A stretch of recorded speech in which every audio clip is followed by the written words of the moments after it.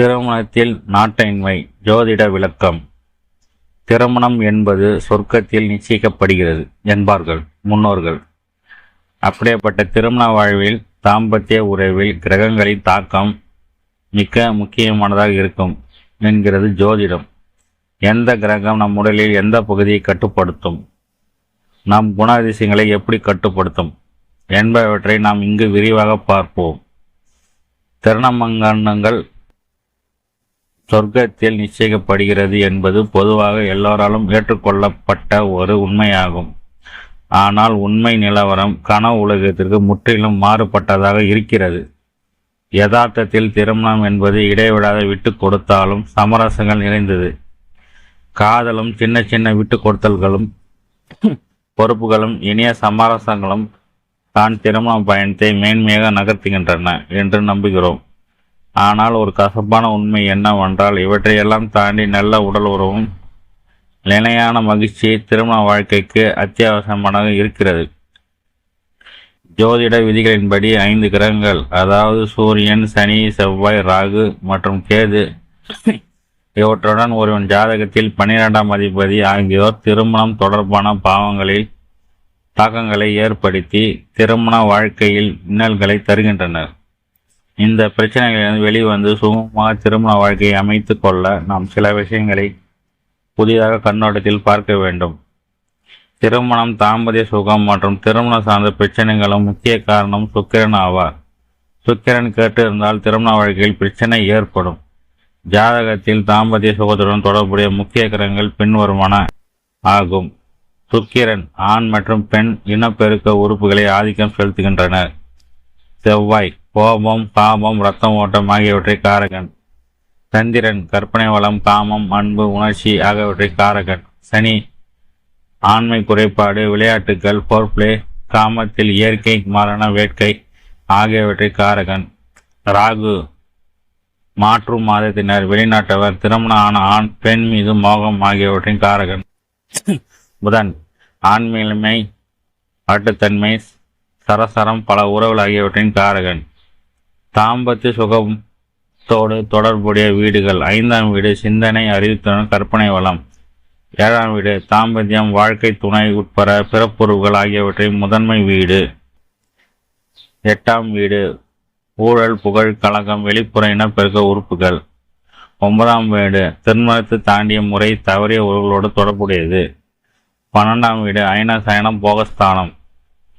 உறவில் கிரகங்களின் ஆதிக்கம்: ஜாதகத்தில் செவ்வாயும் சுக்கிரனும் சேர்ந்திருந்தால் அந்த ஜாதகருக்கு அளவுக்கு அதிகமாக காம உணர்வு இருக்கும்.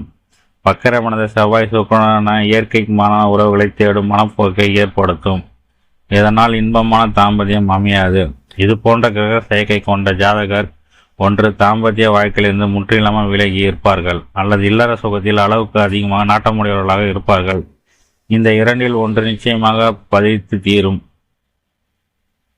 சனி மற்றும் ராகு சேர்க்கை இல்லற வாழ்க்கை மீது அச்சத்தையும் பயத்தையும் ஏற்படுத்தும். ஒருவர் ஜாதகத்தில் சனி பகவான் 3ஆம் இடம், 6ஆம் இடம், 10ஆம் இடம் மற்றும் 12ஆம் இடத்தில் அமர்ந்திருந்தால் அந்த நபர் வழக்கமான உடல் உறவை விட முன் விளையாட்டுகளை அதிக நாட்டமுடையாக இருப்பார். அதுவே அந்த ஜாதக திருமண பந்தத்தில் நுழைய விடாமல் செய்யும். திருமண உறவில் சனி கொடுக்கும் பலன்: மேலே கூறிய வீடுகள் 3ஆம் வீடு, 6ஆம் வீடு, 10ஆம் வீடு மற்றும் 12ஆம் இடத்தில் சனி அமர்ந்தால் பொதுவாக திருமண வாழ்க்கையில் விரிசல் ஏற்பட்டு பிரிவுக்கு வழிவகுக்கும். ஆனால் வாழ்க்கை துணராக வாய்த்தவர் தன் துணைவர் இத்தகைய இக்கட்டான கட்டத்தில் இருக்கிறார் என்பதை புரிந்து கொள்வராக இருந்தால் அத்தகைய சூழ்நிலைகளை முறையாக கையாளலாம். பொதுவாக ஏழரை சனி திசையோ அல்லது ராகு திசையோ நடக்கும்போது பல ரகசியங்கள் வெளிப்பட்டு திருமண வாழ்க்கை விரிசல்களும் பிரிவுகள் உண்டாகும். சமூகத்தில் ஜோதிடரை பற்றி விழிப்புணர்வு அதிகரித்து திறமையான ஜோதிடரை அணுகினால் தேவையற்ற சிக்கலை தவிர்க்கலாம். இந்த இக்கட்டான காலகட்டம் முன்னதாக கண்டறியப்பட்டு ஜோதிடரின் ஆலோசனை முறையாக பின்பற்றினால் தம்பதிகள் ஆழமான அன்பு மற்றும் புரிதல், இணக்கமான நீண்ட நாள் உறவை தொடரலாம். இந்த ஜென்மத்தில் திருமண உறவு என்பது கர்மா என்ற பூர்வ வினையின் மிகப்பெரிய பகுதி. கணவன் மணி உறவுதான் முதல் நிலை கர்மா. இது பிறகு தான் பெற்றோர், பிள்ளை, சகோதர சகோதரிகள் மற்றும் எல்லா உறவு வருகின்றன. 9 பொருத்தம் மட்டும் பார்த்தால் நாடி கூட்டி 25 மதிப்பெண்ணும் பார்த்தாலும் செவ்வாய் தோஷம், நாகதோஷம், கால சர்ப்ப தோஷம் இவற்றின் பெருந்தொகை கவனித்து பார்த்தால் குடும்ப பூர்வ புண்ணியம் சயனம் போன்ற ஸ்தானங்களை பொருத்தம் பார்த்தால் இவையும் அவசியம். அதே சமயம் இவை மட்டும் போதாது. நவாம்சம் சுக்கரன், குரு, சனி, ராகு, கேது நிலை இருவ ஜாதகத்தில் பாப சமானம் மற்றும் பல விஷயங்கள் இன்னும் இருக்கின்றன. சில ஜாதகத்தில் பித்ரு தோஷம், கலத தோஷம், வசிய பிரச்சனை போன்ற இன்னும் சொல்ல முடியாத பிரச்சனை உள்ளது தெரிய வரும். இவற்றை ஓரளவு பார்ப்பதற்கு முழுவதாக ஒரு வாரம் கூட ஆகலாம்.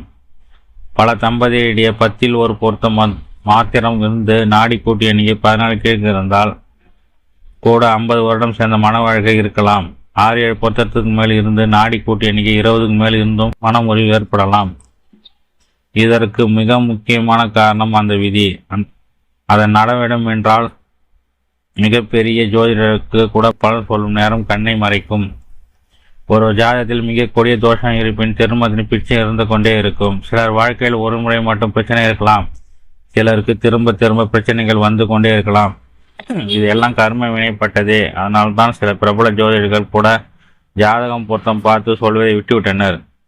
பொதுவாக ரஜி பொருத்தம், நாடி பொருத்தம் மிக அவசியம். திருமணத்தில் சுக்கரன், குரு 2, 5, 7, 8, 12 இவற்றின் நிலையை பொதுவாக கவனித்து பார்க்கப்படும். நவவம்சம் பிள்ளையின் சுக்கிரனும் பெண்ணின் சுக்கிரனும் பார்த்து கொண்டால், பிள்ளையின் குருவும் பெண்ணின் குருவும் பார்த்து கொண்டால், செவ்வாய் பெண்ணின் பார்த்து கொண்டாலும், பிள்ளையின் ராகு கேதுகள் பெண்ணின் கேதுவை பார்த்து கொண்டாலும், லக்கணங்கள் ராசிகள் பிள்ளையுடையதும் பெண்ணுடையதும் பார்த்து கொண்டாலும் மிகவும் சிறப்பு. பிரச்சனை குறைவு. இப்படி அமைந்தால் பல ஜென்மந்திரங்களாக வரும் பந்தம் அதிகம் என்று பொருள். இப்படி அமைவது அரிது. நவவம்சம் 20 ஜாதகத்தை ஒன்றில் மீது ஒன்று வைத்து பார்த்தால் பொருள். உதாரணம், பிள்ளையின் ஜாதகத்தில் குரு கடகத்தில் இருக்கிறது என்று வைத்துக் கொள்வோம். பெண்ணிற்கு விச்சகம், மகர, மீனத்தில் குரு இருப்பின் இருவருக்கும் பார்வை சம்பந்தம் ஏற்படுகிறது. நான் சொல்வது சாதாரண பராசர முறையில் ஜோதிட பொருத்தத்தை பார்வை. பிள்ளை அல்லது பெண் ஜாதகத்தில் லக்கணம் மற்றும் ராசி 1, 5, 9 தொடர்பு இருந்தால் மிகவும் சிறப்பான உதாரணம். பெண் தனு லக்கணம், பிள்ளை தனு, மேஷம், சிம்ம லக்கணம் என்றால் மிக சிறப்பு. உதாரணமாக நவம்சத்தில் பெண் ரிஷப லக்னம் என்று வைத்துக் கொள்வோம். விருச்சிக லக்னம் உள்ள பெண்ணுக்கு உடல் ரீதியாக வளர்ச்சி, அட்ராக்ஷன் எனப்படும் வசியம் பல ஜென்மம் பந்தங்களாய் உண்டு.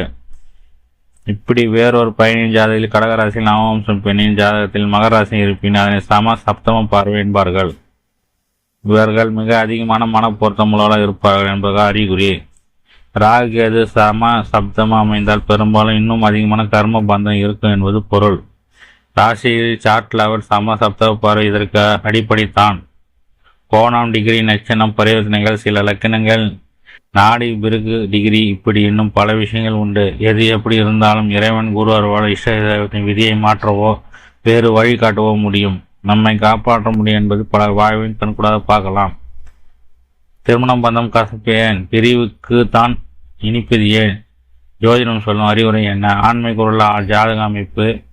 திருமணம் ஆன முதல் நாள் இரவிலே ஒரு பெண்ணை இது அதாவது தன் கணவரின் இயலாமை கண்ட பிறகு அவளின் கனவுகள் மற்றும் எதிர்கால மன ஓட்டங்கள் அத்தனை நாம் எண்ணி பார்க்கவே பயங்கரமாக உள்ளது. இதனை ஒரு பெண் இருந்தும் பெற்றோராக இருந்தாலும் போது மட்டும்தான் உண்மையை விலகி தெரிய வரும். வீரிய செயல்திறன் இவற்றை சொல்வது செவ்வாய் கிரகம்.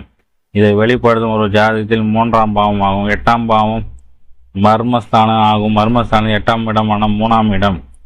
3ஆம் இடம் உயிர் அணுக்கள் உற்பத்தி, அதன் எண்ணிக்கை, வளர்ச்சி போன்றவை. சுக்கிரன் சுக்கிலத்தையும் இவற்றை ஊக்குவிக்கக்கூடிய மனோகரன் சந்திரன். இவற்றை கூட்டு முயற்சியை ஆணின் ஆண்மை தன்மை யாகும். உடல் மேலும் மிக வலுவாக தோன்றினாலும் குழந்தை பெற்றை அளிப்பதற்குரிய சக்தி இவைகள் என்றால் அது மிகையாகாது. புதன் அலிகிரகம் ஆகும். கேது ஆண் அலி ஆகும். சனி மந்தக்காரங்கன். சுக்கிரன் காமத்துக்காரன்.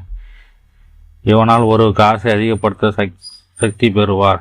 இந்த சனியானவர் சுக்கிரனை பார்க்க மந்த நிலை ஏற்படும். அதனால் புத்திர பெருக்காலம் தாமதாகும்.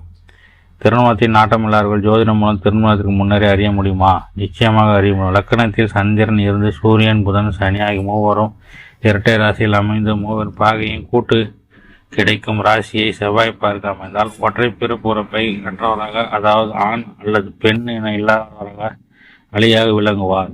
சுக்கிரனுக்கும் சனிக்கும் 7 செவ்வாயோ அல்லது சுக்கிரன் செவ்வாய்க்கு 7 சனி இருந்தால் ஆண் அல்லது பெண் இல்லாத நடுவில் அழியாக இருப்பார். 7ஆம் இடத்தில் ராகு, தூமகேது இருப்பின் ஆண் அல்லது பெண் குறிகளுடன் பிறந்தாலும் மலட்டுத்தன்மையை அறிவிக்கும். வீரியம் இருக்காது. 7 சுக்கிரன் சேர்ந்த 6 இருந்தால் ஜாதகனோ அல்லது துணிவியோ அழியாக அமைவார்.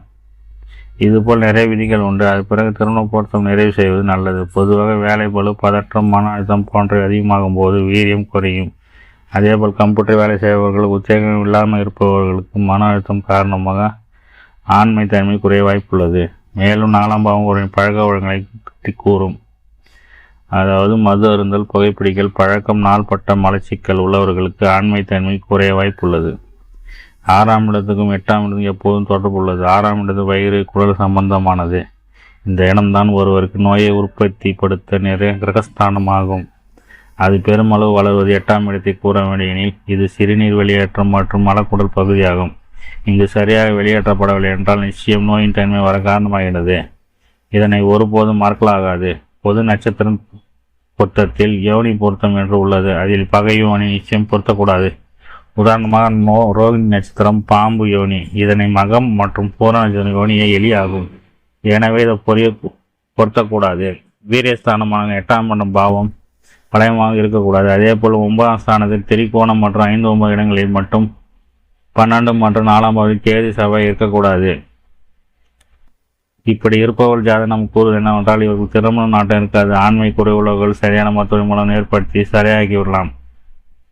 ஆனால் ஆண்மை அற்றவர்கள் திருமணத்துக்கு முன்னரே அறிந்து அவருக்கு சேர்க்காண்மைக்கு நல்ல ஜோதிகள் தான் புரிய வேண்டும். அப்படி நாட்டம் ஆகியவற்றை அவர்கள் வசதி, அந்தஸ்து, பண நாட்டம் மட்டுமே கொண்டு ஒரு பெண்ணுக்கு சேர்த்து வைத்தால் அது பல பிரச்சனைகளை வித்திடும். அதே போல் எந்த ராசியையும் கட்டத்திலும் சூரியன், சனி, புதன் சேர்ந்து இருப்பின் அவர் திருமணத்தில் நாட்டின்மை கொண்டவர் ஆவார். சூரியன், வெப்பகிரகன், 2 அலி மற்றும் அந்த கிரகங்களின் சேர்க்கை நிச்சயம் திருமண ஆசை தூண்டவே செய்யாது. இது ஆணும் மற்ற பெண்ணும் மற்ற ஒரு நிலையை குறிப்பதாகும். இது இருபாலின் ஜாதகத்தில் இருவருக்கும் ஒரு அமைப்பே ஆகும். எனவே திருமணத்திற்கு முன்னால் இதை அறிந்த பின் திருமணம் செய்வது நல்லது.